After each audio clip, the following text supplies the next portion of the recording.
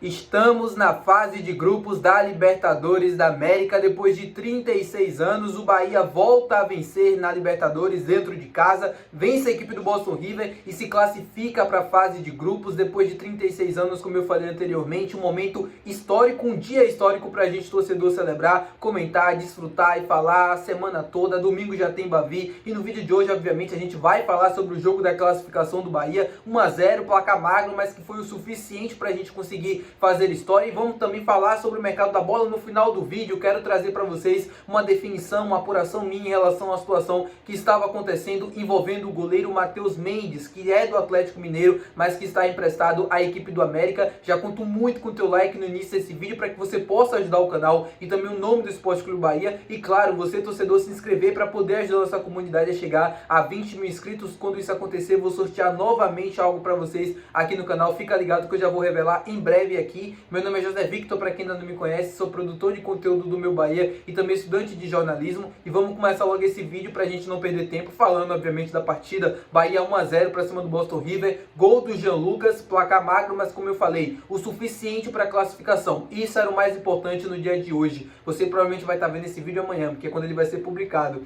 O Bahia conseguiu fazer, assim, primeiro que o jogo em si, ele foi muito difícil para o Bahia, principalmente nos primeiros minutos, e a ansiedade tomou conta, não só da torcida pelo gol, mas também dos jogadores. Isso foi reflexo dentro do campo. Era perceptível que o time estava nervoso em campo, que a ansiedade estava tomando conta, que estava errando mais do que o normal, e era completamente, assim, na minha opinião, completamente normal pelo que era a partida. Era uma partida muito tensa, que tinha uma... Você conseguia sentir a tensão no ar. Tanto é que o gol foi só isso aí aos 59 minutos. Contra a equipe do Boston River, com um time muito frágil tecnicamente falando, era para ter saído mais cedo. Era para as coisas terem sido mais fáceis. Mas não foi. Foi um Bahia que ofereceu muito mais espaço ao time do Boston River, muito mais do que costuma oferecer, principalmente quando a gente compara o jogo contra a equipe do The Strongest, que foi o jogo que o Bahia tinha feito em casa antes desse.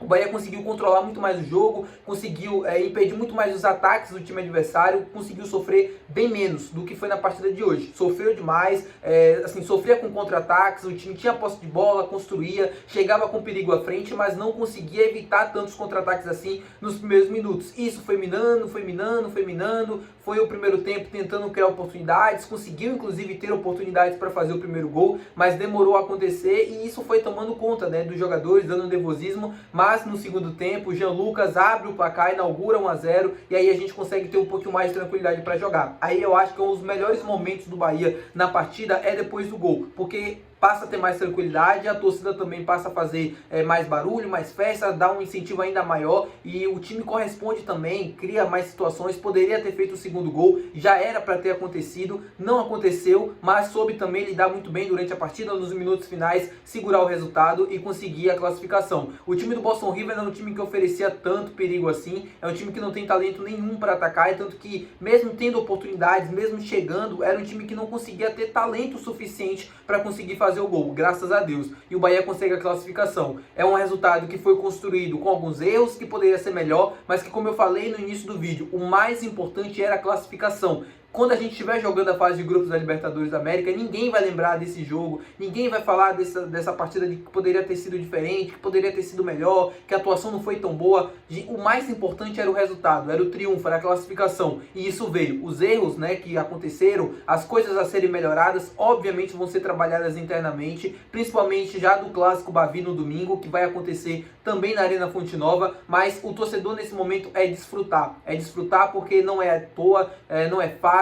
36 anos depois é muito tempo e a gente merecia demais estar vivendo esse momento e que bom que ele chegou. Assim, eu não queria dizer nada, mas daqui a pouco vamos começar a dizer que é pré-oitava de final da Libertadores da América. Antes era pré-Libertadores, não, o Bahia não tá na Libertadores, era pré. Agora vai ser a pré-oitava de final. E aí a gente vai.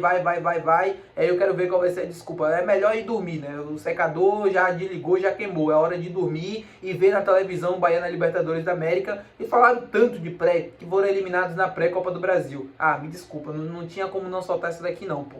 Isso é, assim, o torcedor do Vitória é um torcedor muito lunático, assim, ele vive numa outra realidade. Então é legal de ver essas situações acontecerem, né?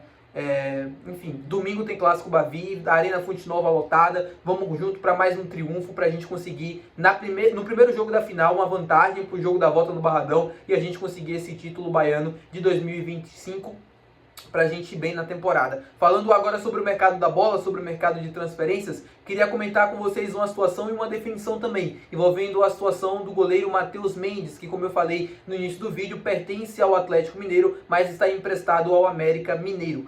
O Matheus Mendes não está jogando as finais do Campeonato Mineiro por conta dos dois times, né? O América está enfrentando o Atlético Mineiro, então por uma situação contratual ele não pode estar jogando. O América teria que pagar uma multa, né? O Atlético teria que disponibilizar essa multa, né? Fixar um valor de multa para o América pagar e o jogador jogar, mas isso não aconteceu, então ele não vai jogar as finais. Até as finais vinha fazendo um excelente Campeonato Mineiro, muito bem, acho um goleiro promissor. Ele não está, obviamente, naquela primeira prateleira de melhores goleiros do futebol brasileiro, mas eu acho que é um goleiro muito promissor, estava tendo uma ótima temporada, estava de fato chamando a atenção, mas eu fiz uma apuração, reuni algumas informações e queria passar para vocês uma definição dessa situação. O Bahia não vai fazer uma proposta pelo goleiro Matheus Mendes. Não vai fazer proposta. De acordo com as minhas apurações, hoje, sexta-feira, Bahia classificado na Libertadores, festa absurda, mas não vai trazer o Matheus Mendes, né? Até de acordo com as minhas apurações, esse negócio não deve acontecer, não deve rolar e não deve seguir à frente, como foi noticiado pela Itatiaia, né, de que o Bahia poderia fazer uma proposta nos próximos dias. De acordo com as minhas apurações, isso não vai mais acontecer. Não acho que é uma pena, não falaria isso, uma pena e tal, porque assim, não é um goleiro que nesse momento, na minha opinião, chegaria como titular absoluto. É um goleiro de futuro, é um goleiro que poderia estar aqui 2, 3 anos e aí sim evoluir e alcançar esse status de goleiro titular absoluto, primeira prateleira do futebol brasileiro. Mas nesse momento ele não ocupa isso. Seria uma contratação, no meu ponto de vista, interessante? Seria, mas eu ainda prefiro que o Bahia traga no meio do ano o Patrick Sequeira ou um outro goleiro do mesmo nível, que seja um goleiro de fato de primeira prateleira e que possa nos ajudar nas competições que a gente vai jogar. Agora a gente vai jogar Libertadores da América, de verdade, fase de grupos, 36 anos depois. Que orgulho, assim, de fato.